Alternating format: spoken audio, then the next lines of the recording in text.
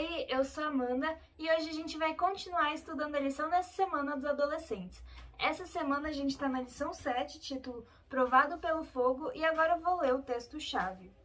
Estejam sempre alegres, orem sem cessar, em tudo deem graças, porque esta é a vontade de Deus para vocês em Cristo Jesus. 1 Tessalonicenses 5, 16 a 18.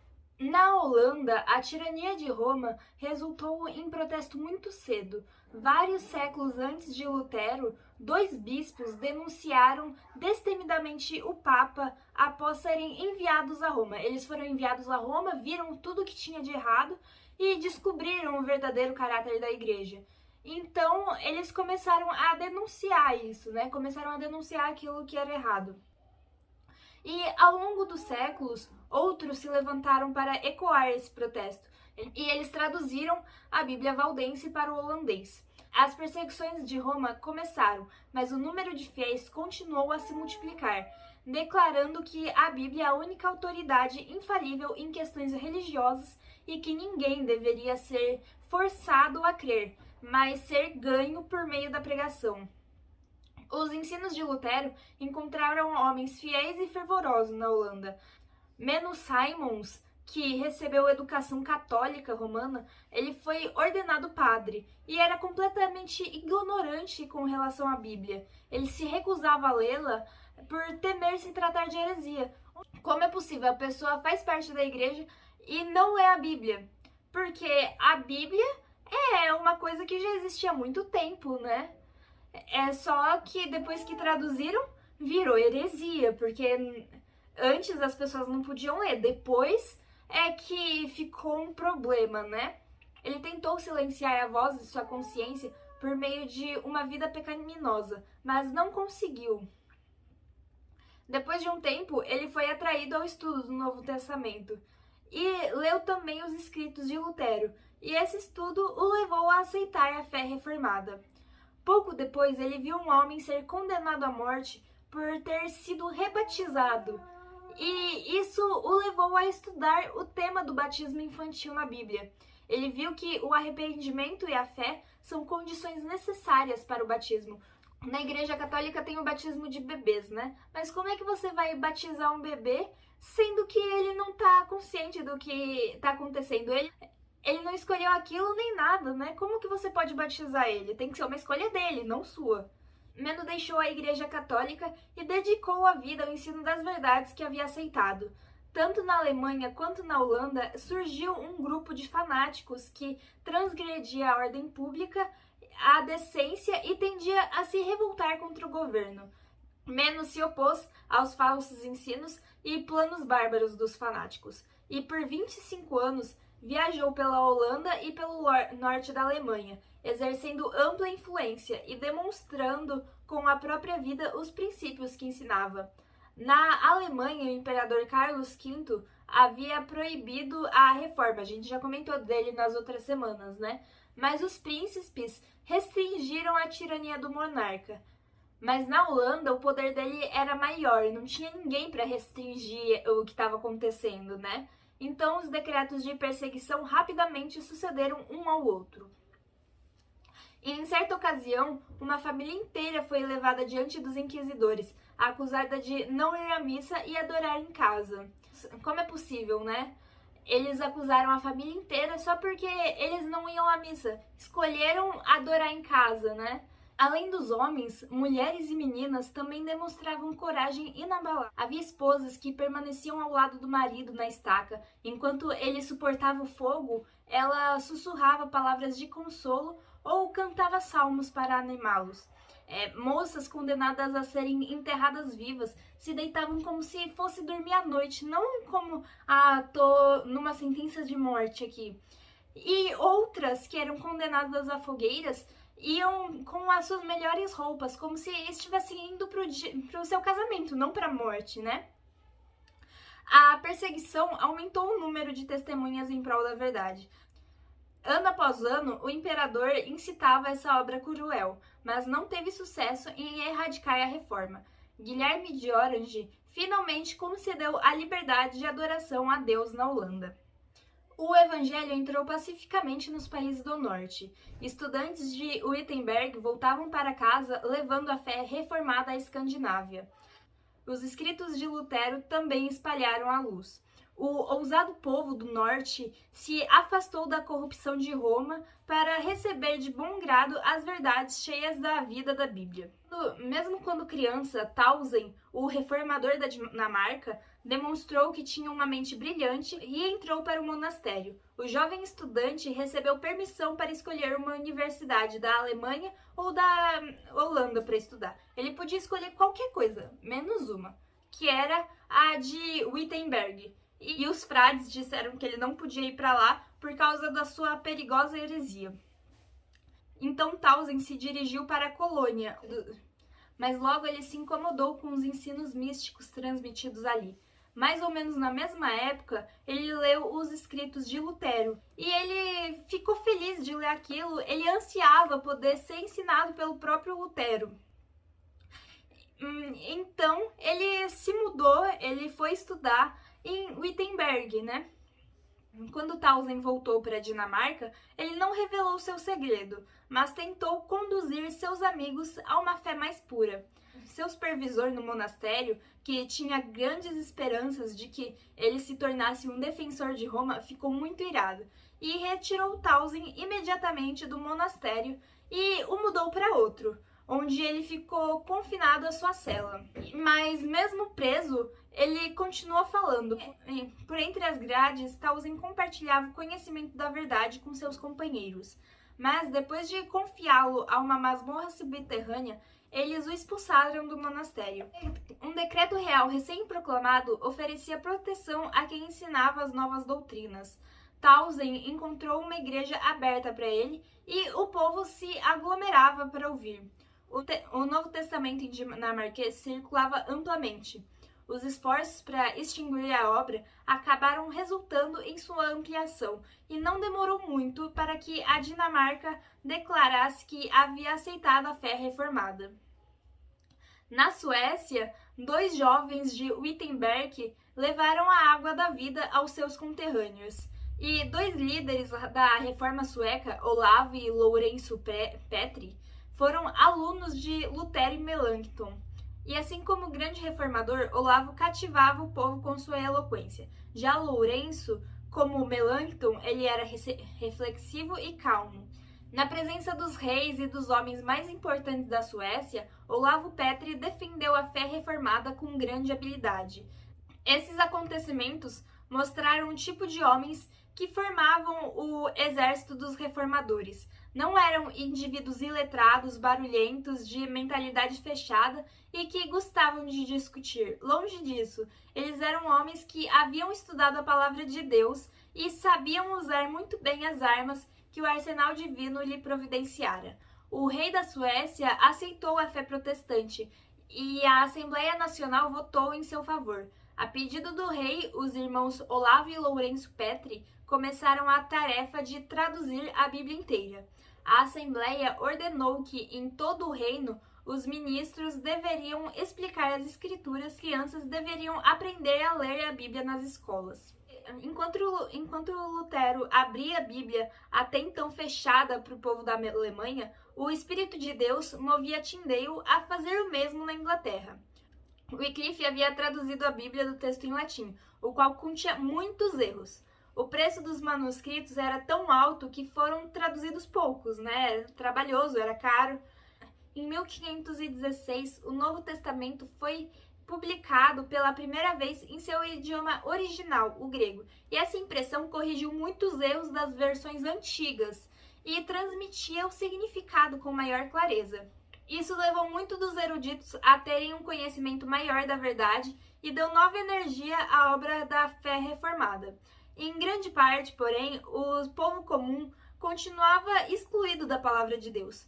Tyndale ele completaria a obra de Wycliffe de dar a Bíblia ao povo da Inglaterra. Ele pregava destemidamente suas convicções. Uma vez a Igreja Católica diz que eles que davam a Bíblia e só eles tinham o direito de interpretá-la. E Tyndale diz que não era nada disso, que era muito pelo contrário, né? Eles não davam as escrituras, eles só as escondiam. e, além disso, queimavam aqueles que tentavam estudá-la, né? E, se pudessem, queimariam a própria Bíblia, né? A pregação de Tyndale despertou grande interesse, mas os padres tentaram destruir sua obra. Em uma discussão com Tyndale, um católico culto exclamou: "Ficaríamos melhor sem as leis de Deus do que sem as leis do Papa." Ou seja, ele estava colocando as leis do Papa acima das leis de Deus, o que não faz sentido, né? Se a igreja segue a Deus, como é que o Papa está acima de Deus? Ele foi expulso pela perseguição e foi para Londres. E por um tempo trabalhou sem ser perturbado. Mais uma vez, porém, ele foi forçado a ir embora. Toda a Inglaterra parecia contra ele. Na Alemanha, ele começou a publicar o Novo Testamento em inglês. E quando era proibido de imprimir em uma cidade, ele ia para outra. Por fim, chegou a Worms, onde Lutero havia defendido o Evangelho perante a Assembleia alguns anos antes. Havia muitos amigos da Reforma naquela cidade, e 3.000 exemplares do Novo Testamento foram concluídos, e uma edição logo se seguiu.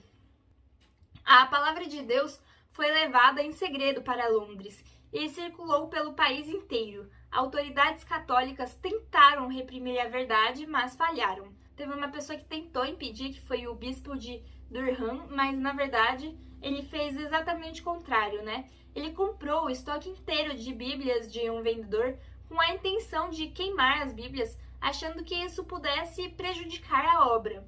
Mas o que aconteceu? O dinheiro que a venda proporcionou comprou o material para a produção de uma nova edição e de melhor qualidade. Tudo o que ele fez foi ajudar, ele não impediu nada, né? Posteriormente, quando Tyndale foi preso, eles ofereceram a liberdade para ele, caso revelasse o nome daqueles que ajudaram com as despesas da publicação das Bíblias. E o que ele disse? Ele disse que não tinha ninguém que ajudou mais que o bispo de Durham. Então, Tyndale finalmente testemunhou da fé com a morte de mártir. Por centenas de anos após as igrejas da Inglaterra se sujeitarem a Roma, as igrejas escocesas mantiveram sua liberdade. No século XII, porém, o catolicismo se estabeleceu ali também. Em nenhum país as trevas foram mais densas. Mesmo assim, raios de luz chegavam para penetrar na escuridão. Os Lollardos vinham da Inglaterra com a Bíblia e os ensinos de Wycliffe e conseguiram fazer muito para preservar o conhecimento do Evangelho. Com o início da Reforma, chegaram os escritos de Lutero e o Novo Testamento em inglês de Tyndale. De repente, porém, ao se perceber do perigo, os líderes católicos levaram para a estaca alguns dos mais nobres homens da Escócia. Enquanto morriam, essas testemunhas encheram o coração das pessoas de toda aquela terra com a determinação implacável de se livrar das cadeias de Roma. Hamilton e Wishart, com um grande número de discípulos mais humildes, abriram mão da própria vida e foram martirizados na fogueira. Mas das cinzas de Wishart, outro homem se levantou e a este as chamas não silenciaram.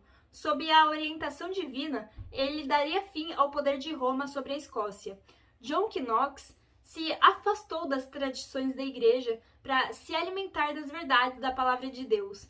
Os ensinos de Wishart confirmaram sua decisão de abandonar Roma e se unir aos reformadores perseguidos. Esse reformador de coração sincero não temia ninguém, e quando foi colocado face a face com a rainha da Escócia, John Knox não se deixou conquistar por seus favores, nem perdeu a coragem diante das ameaças. Correndo risco de vida e com coragem inabalável, o destemido reformador prosseguiu em sua missão até a Escócia ficar livre do catolicismo. Na igreja, a instituição do protestantismo como a religião nacional reduziu a perseguição, mas não a deteve por completo.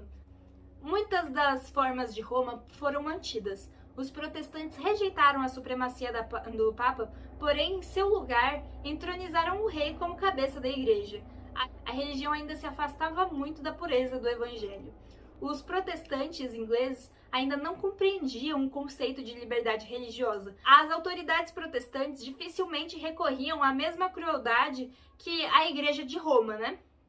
mas eles não reconheciam o direito de todos adorarem a Deus de acordo com a própria consciência. Os dissidentes sofreram perseguições por centenas de anos. No século XVII, milhares de pastores foram expulsos e as pessoas foram proibidas de participar de qualquer culto religioso que a igreja não aprovasse. Mas a perseguição não foi capaz de silenciar seu testemunho. Muitos foram levados a atravessar o oceano até a América do Norte, onde estabeleceram os fundamentos da liberdade civil e religiosa. Em uma época de trevas espirituais, Whitefield e os irmãos Wesley surgiram como portadores da luz de Deus. Sob o regime da Igreja Estatal, o povo havia caído em uma condição que pouco diferiria do paganismo. As pessoas haviam praticamente perdido de vista a grande doutrina da justificação pela fé que Lutero ensinara com tanta clareza. O princípio católico da confiança nas boas obras para a salvação havia assumido seu lugar. Whitefield e os irmãos Wesley buscavam com sinceridade o favor de Deus, e eles haviam aprendido que poderiam conquistá-lo por meio de uma vida de retidão e pela obediência às regras da igreja. O fogo da verdade divina já praticamente havia se extinguido nos altares do protestantismo, mas estava prestes a ser aceso novamente pela antiga tocha entregue pelos cristãos da Boêmia. Alguns deles, que haviam encontrado segurança na Saxônia, mantiveram viva a fé. Por meio desses cristãos, a luz chegou a Wesley. João e Carlos Wesley foram enviados a uma missão na América do Norte, e um grupo de morávios também estava a bordo do navio. Na jornada, eles enfrentaram uma tempestade muito violenta. E João, face a face com a morte, percebeu que não havia encontrado a certeza de paz com Deus. Os alemães, ao contrário dele, demonstraram calma e confiança que ele não conhecia. Quando ele voltou para a Inglaterra, Wesley obteve uma compreensão mais clara da fé bíblica por meio da instrução de um morávio. Na reunião da Sociedade Morávia em Londres, alguém leu para ele uma declaração de Lutero, e enquanto Wesley ouvia, a fé ganhou vida dentro dele. Wesley dedicou a vida a pregar as grandes verdades que recebeu.